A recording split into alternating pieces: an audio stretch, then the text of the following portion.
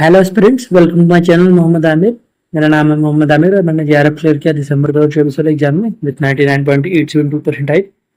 और इस चैनल की बात करते हैं, इस चैनल पर हम लोग to the points exam oriented lectures देख रहे हैं। पीआईक्यूज बहुत अच्छे से एनालाइज करने के बाद जो मैंने नोट्स बनाए हुए थे उसमें से थोड़ी बहुत चीज़ें और एड ऑन करके लेक्चर्स में डिलीवर कर रहा हूँ और कोशिश कर रहा हूँ जो कॉम्प्लेक्स टॉपिक्स हैं उनको बहुत ईजी टू अंडरस्टैंड लैंग्वेज में समझाऊँ। ठीक है, तो इससे पहले ये लेक्चर 8 है ऑफ हायर एजुकेशन। इससे पहले 7 लेक्चर्स हो चुके हैं हायर एजुकेशन के और 4 यूनिट्स कंप्लीट करा चुका मैं। Teaching aptitude, research aptitude, ICT and communication, और ये हायर एजुकेशन है। ये प्रोबेबली ये लास्ट लेक्चर होगा क्योंकि और अभी कुछ बचा नहीं है हायर एजुकेशन में, ऑलमोस्ट सब कवर करा दिया मैंने। ठीक है, तो ये लेक्चर 8 है, lecture 8 of national education policy 2020। ये ड्राफ्ट हुई थी 2019 में। तो आइए कुछ इसके बारे में देख लेते हैं। एनईपी 2020 में आई थी। इसके फाउंडेशनल पिलर्स जो थे वो 5 पिलर्स है: access, equity, quality, affordability and accountability. और ये अलाइन की गई थी 2030 के एसडीजी से, एजेंडा फॉर एसडीजी, जो कि गोल नंबर 4 से मैच करती है एजुकेशन को, क्वालिटी एजुकेशन से। ठीक है, उसके बाद इसकी कुछ पॉइंट देख लेते हैं। वोकेशनल एजुकेशन में इंटीग्रेशन इनटू हायर एजुकेशन में वोकेशनल एजुकेशन को इंटीग्रेट किया गया through the national higher education qualification framework NHEQF align with national skill qualification framework. तो हायर एजुकेशन को वोकेशनल ट्रेनिंग, वोकेशनल एजुकेशन से अलाइन किया गया। वोकेशनल एजुकेशन यानी कि स्किल डेवलपमेंट एजुकेशन समझ सकते हैं हम लोग। और कोलैब किया गया बहुत सारी मिनिस्ट्रीज, इंडस्ट्रीज एंड एनसीईआरटी का expert to design and implement vocational programmes. Schools की बात करें तो वोकेशनल एजुकेशन को क्लास 6 के बाद से ही इंटर्नशिप इंक्लूड करा के किया गया। खैर वो इतना इम्पोर्टेंट नहीं स्कूल्स वाला, हायर एजुकेशन वाला जो पार्ट है वो बहुत इंपॉर्टेंट है। हायर एजुकेशन के फील्ड में ग्रॉस एनरोलमेंट रेशियो जो है 2018 में वो 26.3 था, जिसको कि टारगेट किया गया है कि 2035 तक 50% किया जाए ग्रॉस एनरोलमेंट रेशियो जो है वो हायर एजुकेशन का।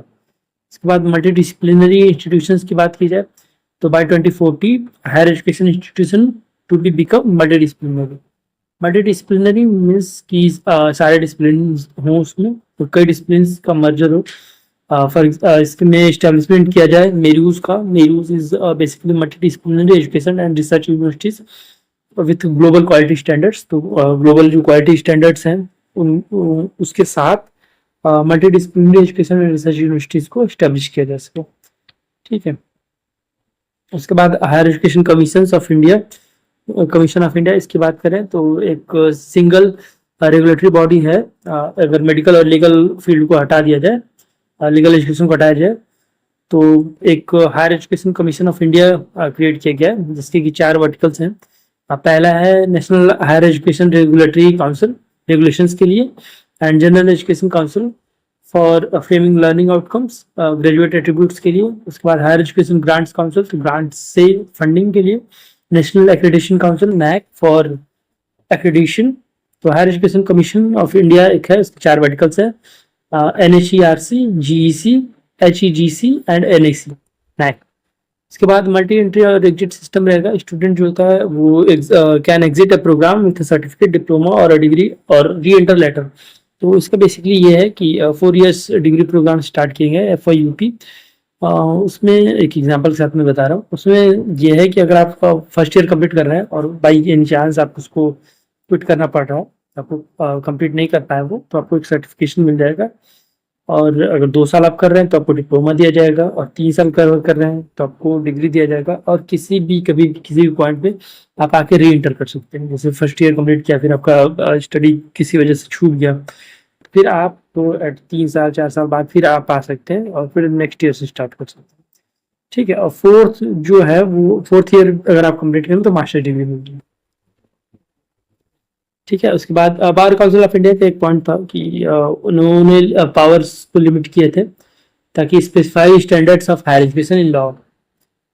उसके बाद रिसर्च एंड इनोवेशन के फील्ड में सबसे पहले नेशनल रिसर्च फाउंडेशन है NRF, stabilise to catalyse and fund quality research programme. अगर तो बेसिकली ये क्वालिटी रिसर्च प्रोग्राम्स के लिए फंड्स के बारे में है। और उसके बाद translation and interpretation efforts, Indian institute of translation and interpretation IITI to make educational material available in multiple Indian and foreign languages होंगे। इसके बाद स्कूल एजुकेशन की बात करें तो करिकुलम स्ट्रक्चर कुछ ऐसा है कि रिप्लेस 10+2 को जो है, पहले 10+2 था बहुत टाइम से, उसको 5+3+3+4 है।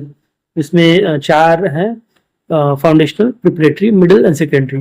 फाउंडेशनल में 3 to 8 ईयर्स है, प्री स्कूल और ग्रेड 2 तक। उसके बाद प्रिपरेटरी में 3 साल है, ग्रेड 3 to 5। मिडिल में भी 3 साल है, 11 to 14 ईयर्स में, ग्रेड 6 to 8। एंड फिर सेकेंडरी एजुकेशन है जिसका 4 है, यानी 9 to 12।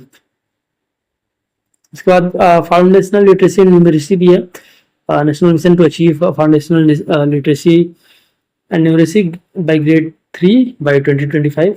ठीक है, तो ये एक इसका 2025 सॉरी। उसके बाद मल्टीलिंगुअल एजुकेशन भी है, emphasise on mother language, regional language as medium of instruction till grade 5 तक। इसके बाद असेसमेंट में भी रिफॉर्म्स किए जाएंगे, रोड लर्निंग से कॉम्पिटेंसी बेस्ड असेसमेंट किया जाएगा, एक परख करके एक है। और उसके बाद टीचर एजुकेशन की बात करें तो integrated teacher education programme ITEP 4 year integrated BEd programme होगा ताकि स्कूल टीचर्स के लिए। और उसके बाद कंटिन्यूस प्रोफेशनल डेवलपमेंट भी होगा, CPD, regular in service training using digital platforms. उसके बाद national professional standard for teachers भी क्रिएट किया जाएगा। Skill development and vocational training की बात करें तो इंटीग्रेशन ऑफ वोकेशनल एजुकेशन में aim to cover 50% of students under vocational education by 2025, alignment with National Skill Development Corporation NSDC से align किया जाएगा। स्किल गैप एनालिसिस किया जाएगा, regular studies to align vocational training programmes with labour market needs. इसके बाद equity and inclusion की बात करें तो स्पेशल एजुकेशन जोन्स किए जाएंगे ताकि फोकस किया जा सके रीजन्स पे जहाँ हाई पॉपुलेशन हो लेकिन एजुकेशनली डिसएडवांटेज ग्रुप हो। और उसके बाद जेंडर इंक्लूजन फंड भी है, addressing gender disparities in education, women education पे फोकस किया जाएगा। फिर support for social economical disadvantage group SEDGs scholarship provide करा जाएगा, फ्री बोर्डिंग कराया जाएगा, रिमीडियल प्रोग्राम स्टार्ट किए जाएंगे। Adult education and life long learning की बात हुई है, इसमें एडल्ट लिटरेसी प्रोग्राम स्टार्ट किया जाएगा, curriculum under NCERT for adult education. इसके बाद फोकस किया जाएगा लाइफ लॉन्ग लर्निंग पे, skill development and continuous education पे।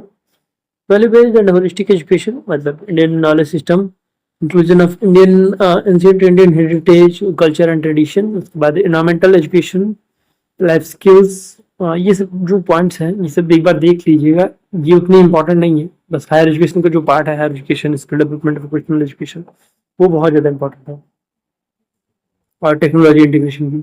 ठीक है, तो डिजिटल एजुकेशन प्लेटफॉर्म्स भी बहुत इंटीग्रेट किए जाएंगे, जैसे एक्सपेंशन किया जाएगा Diksha, Swayam and virtual apps का। स्टेब्लिश किया जाएगा national education technology forum NETF bridging the digital divides as well. उसके बाद ग्लोबल आउटरीच की बात करें, ये भी इंपॉर्टेंट है। इंटरनेशनलाइजेशन ऑफ एजुकेशन मतलब top foreign universities follow to set up campuses in India, जो टॉप अब्रॉड की यूनिवर्सिटीज हैं वो अपने कैंपसेस सेटअप करें इंडिया में। Indian universities encourage to attract foreign students as well, Indian universities हैं वो इनकरेज करेंगे फॉरेन स्टूडेंट्स को। और global citizenship education GCED equip करेंगे स्टूडेंट्स को with values to thrive in globalised world. इसके बाद गवर्नेंस एंड फंडिंग की बात करें तो increase in public spending, target to allocate 6% of GDP to education and transparent governance, institutional audits and performance review. इसके बाद एंड नेशनल क्रेडिट फ्रेमवर्क बात करें इसकी तो ये भी काफ़ी इंपॉर्टेंट है, इससे क्वेश्चन आए हुए हैं। एक यूनिफाइड सिस्टम है, अवार्ड किया जाएगा, एक्यूमुलेट किया जाएगा क्रेडिट स्कोर पे एजुकेशन लेवल और स्किल ट्रेनिंग के बेसिस पे। ठीक है, एक क्रेडिट 30 आवर ऑफ लर्निंग पे होगा, चाहे वो लेक्चर्स हो, प्रैक्टिकल्स के थ्रू हो या फिर सब स्टडीज के थ्रू। उसके बाद क्रेडिट के लेवल्स हैं, alliance with NSQF national skill qualification framework and NHEQF from schools to higher education as well. उसके बाद मल्टीडिसिप्लिनरी लर्निंग होगी, इसमें flexibility to earn credit from various fields, exit and reentry as well, credits retain हो जाएंगे अगर programme में re entry होता है तो, और centralise system use and track. ठीक है, तो ये एक चार्ट है, ये इम्पोर्टेंट है, प्रोवाइड कराएगा, कुछ क्वेश्चन आए हुए हैं। ठीक है, ये आप देख सकते हैं, इस पर आपको बहुत अच्छे से लीजिएगा, बस अच्छे से पढ़ लीजिएगा। अगर कोई क्लास 8 तक कंप्लीट कर रहा है, एसक्यूएफ लेवल 2 तक, तो उसको 2 क्रेडिट्स मिल जाते हैं। उसके बाद सेकेंडरी एजुकेशन पे 3, वही 0 पॉइंट ऐड होते जा रहे हैं। और बात करें अगर यूजी फर्स्ट ईयर में है तो उसको 4.5, और यूजी सेकेंड ईयर में है तो 5 क्रेडिट हो जाएगा, थर्ड ईयर में 5.5, और आईएएस जो डॉक्टरल डिग्री पे है वो 8 सीजी है, 8 क्रेडिट्स हैं। ठीक है, तो ये देख सकते हैं आप अच्छे से। और कुछ और अदर एजुकेशनल पॉलिसीज की बात करें, किसी क्वेश्चन आए नहीं है, बट फिर भी एक बार देख लेते हैं। नेशनल पॉलिसी ऑन एजुकेशन में कुछ क्वेश्चन आ भी सकते हैं। 1968 में आया था, पहला एजुकेशन पॉलिसी था, और first comprehensive policy of education था। इसमें 10+2 जो था +3 था स्ट्रक्चर एजुकेशन में, उसको एम्फसाइज किया गया था, और रीजनल लैंग्वेज को भी प्रमोट किया जाता था, संस्कृत एंड कल्चरल इंटीग्रेशन को। बाद national quality national policy on education एक बार और आया था, और 1996 में ये फोकस किया था modernisation and equalisation of education पे। Operation blackboard for primary schools चला था, और उसके बाद नवोदय विद्यालय सेटअप करने की बात हुई थी, और उसके बाद 1992 में इसको रिवाइज किया गया था इक्विटी एंड पार्टी पे। उसके बाद नेशनल स्किल डेवलपमेंट पॉलिसी आया था 2009 में, आरटी आया था, RT 2009, allowing to promote skill development and vocational education, aim to create a skilled workforce of 500 million by 2022. Established the National Skill Development Corporation, National Skill Development Corporation established हुआ था, और digital India campaign 2015 में आया था। Promote digital infrastructure in education through initiatives like Diksha, digital infrastructure for knowledge sharing, Swayam, online courses and MOOCs। उसके बाद ई पाठशाला, उसके बाद उन्नत भारत अभियान 2014 में आया था, aim to at connecting higher education institution with rural areas as well, focused on social and economic development through technology interventions. इसके बाद ठीक है, लेक्चर खत्म होता है, और मैं बात करूँ अगर किसी को पर्सनलाइज्ड गाइडेंस, टीचिंग, मेंटरशिप चाहिए तो वो मुझे डायरेक्टली कांटेक्ट कर सकता है मेरे कांटेक्ट नंबर पे, व्हाट्सएप नंबर पे 8546007579, या फिर मेरे टेलीग्राम हैंडल पे भी वो मैसेज कर सकता हूँ। ठीक है, तो इस वीडियो को लाइक करिए, चैनल को सब्सक्राइब करिए, शेयर करिए इस वीडियो।